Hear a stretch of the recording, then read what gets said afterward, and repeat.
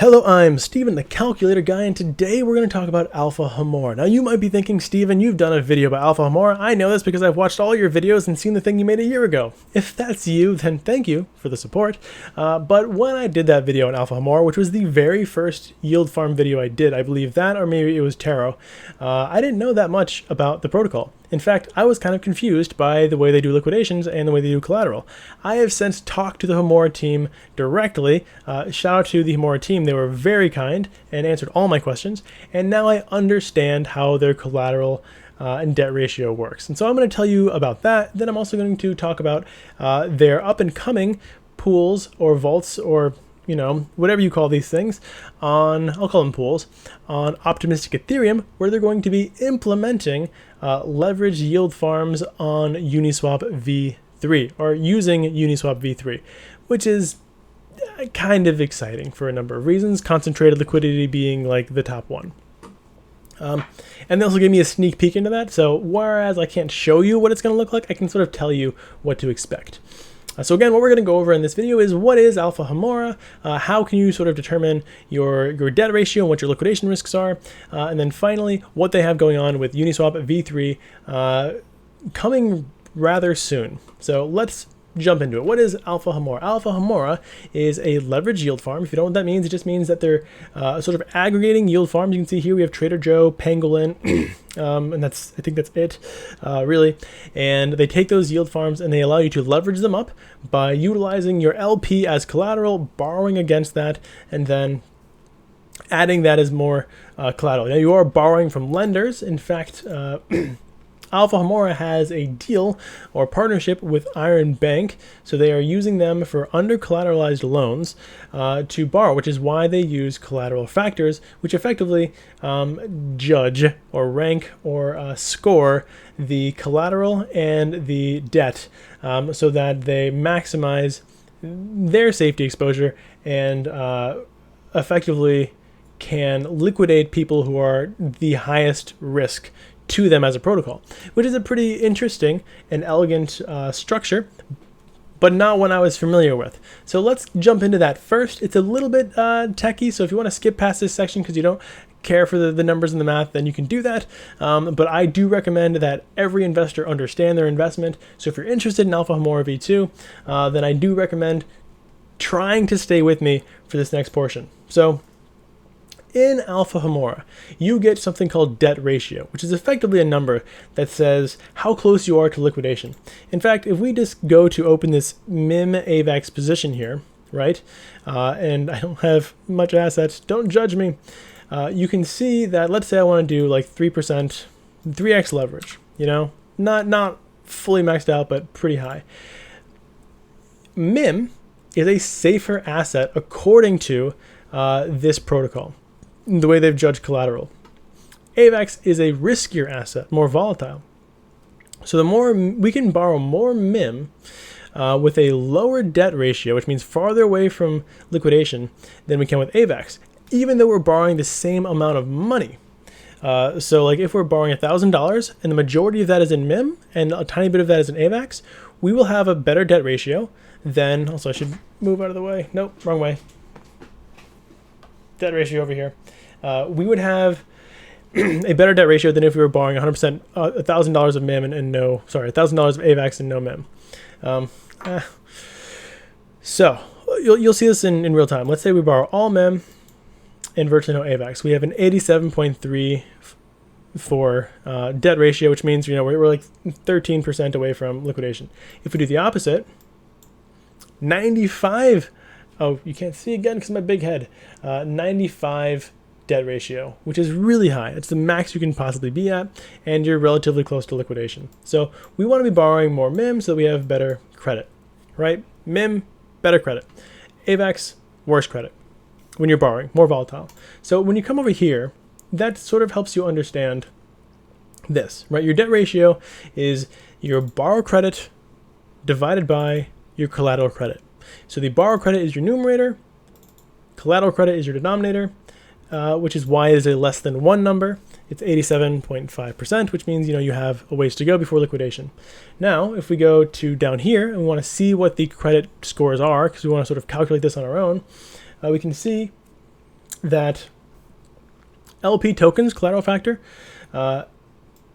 they have these sort of values. So I set up an example with the wrapped AVAX DAI, where let's say you want to do 4x leverage on like an initial $100. You know, that's you have $100. You want to do 4x leverage.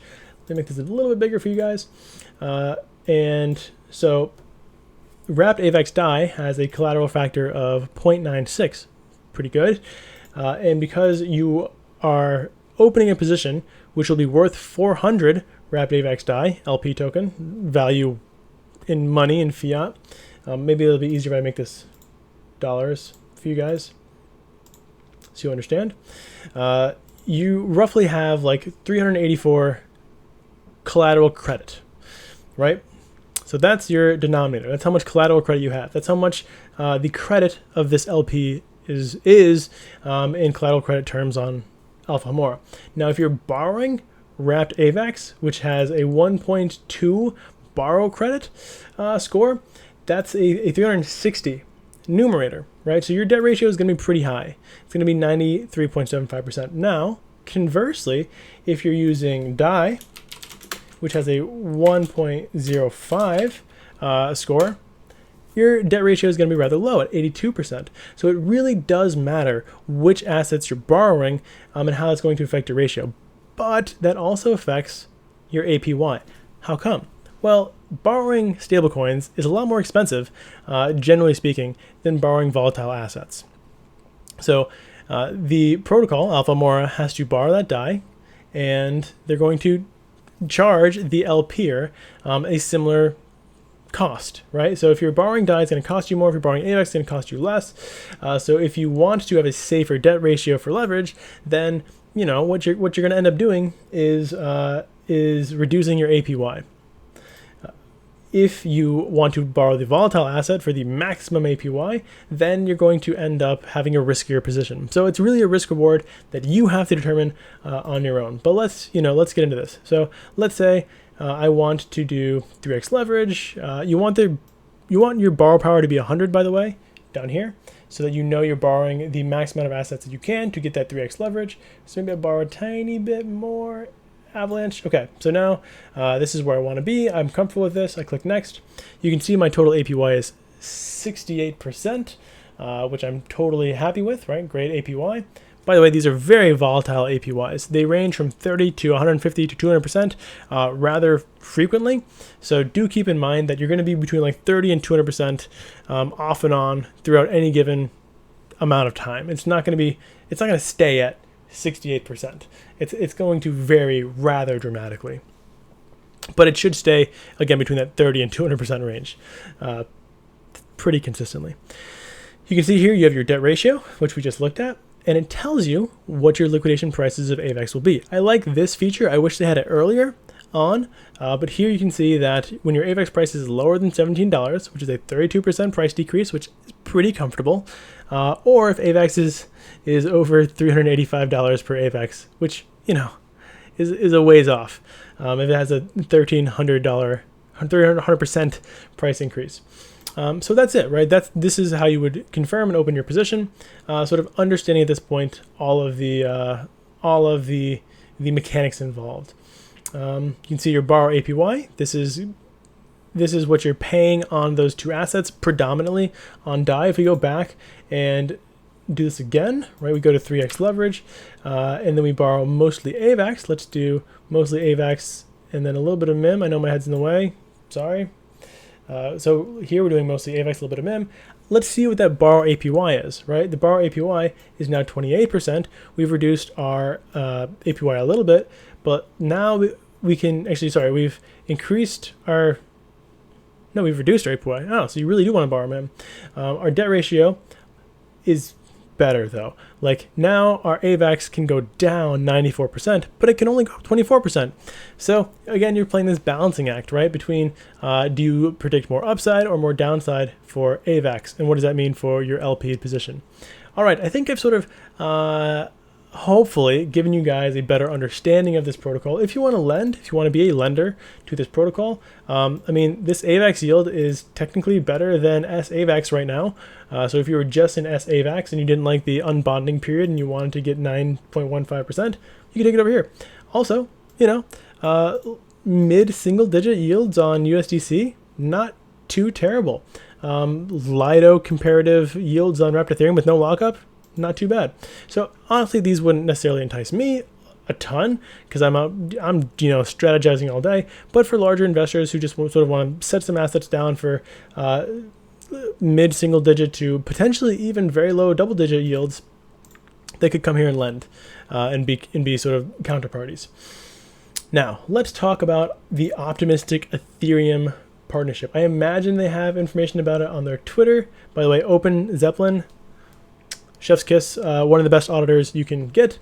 So I do like that. I'm not calling this safe because I can't do that in good conscience, but Open Zeppelin is one of the best auditors in DeFi. That's sort of an acknowledged fact in the DeFi world. So let's go to their Twitter. I know they have one. I'm amazed they don't have a link to it. Okay, well, you know, I can find it. Because I believe they did a write-up on their Optimistic Ethereum V2, or Optimistic Ethereum Uniswap V3 coming up. More. It is, yeah, here we go. Yes, cool. Okay, so basically, they're going to have different fee tiers for these pools. If you understand how Uniswap V3 works, there are different fee tiers that that perform differently, and you want to be in the fee tier that performs the best. Anyways, they have wide, medium, and narrow. What does this mean? Right, so when you're opening a position, you're going to have these three choices. Effectively, it just means the range in which you believe Ethereum will be. So this is $2,100 to $526. So quite a big range, right? $526 to $2,100. This is an even larger range, but the APRs are going to be lower. So you see 80, 94, 102. Granted, I think these are a little bit optimistic. Get it? But these are the ranges and how they affect APY, right? Wider range, lower APY. Medium range, narrow range, narrowest range, highest APY. But you're going to be getting yield less. So the way that Uniswap V3 works is that if the price goes outside of the range, let's say Ethereum goes to $2,200, you are no longer getting yield. It is outside of the concentrated liquidity range. You would still be getting yield on this position. You would not be getting yield in this position. So that's one thing that investors have to know about. Again, this is coming out pretty soon. So and you can sort of see here the range and then like where some liquidity exists. All right, I mean, that's pretty much it. It's coming out relatively soon, and I hope to see it. Looks like, you know, they're showing their partnership. They have not yet gotten incentives from Optimistic Ethereum, and you know, when I talked about this with them, it's because they first have to have proof of LTV effectively on the chain to then qualify for OP incentives. I hope that they're able to do that in time to get OP incentives, because I would love to do some incentivized Uniswap V3 leveraged farming, because that would be really, really nice in my opinion. So hopefully that happens. I'm not going to hold my breath, but I would like for that would be really cool. So anyways, that's pretty much it, right?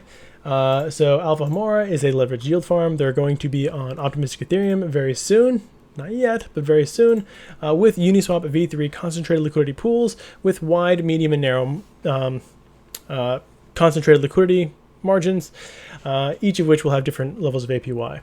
There's also lending here, but the main thing is I wanted to sort of show you guys how their debt ratio worked, right? They score your collateral, they score your debt or the borrowed funds, and based off that score, it will effectively tell you how close you are to liquidation.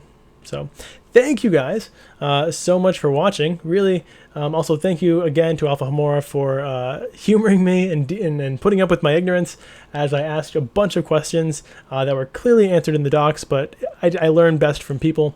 Yeah, have a wonderful rest of your day.